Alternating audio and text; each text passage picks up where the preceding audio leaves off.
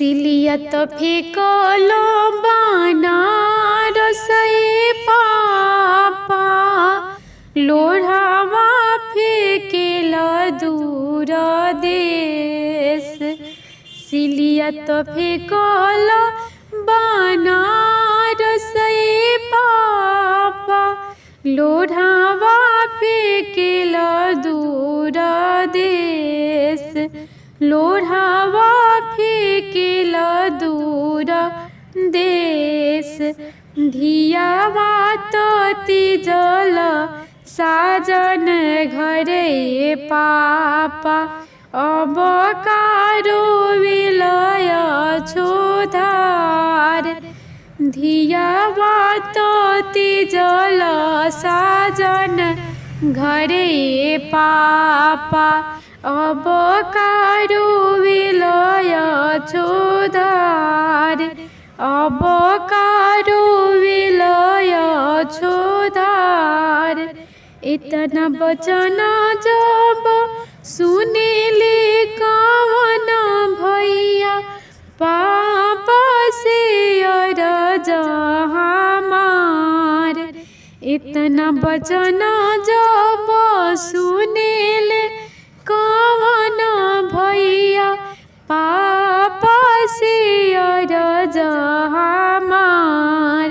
आधा ही धनवा पापा दीदी या के लिखी दहो, हम दीदी कइल जाई राज। हम दीदी कइल जाई राज। आधा ही धनवा पापा दीदी के लिखी दहो, हम दीदी कइल जाई राज।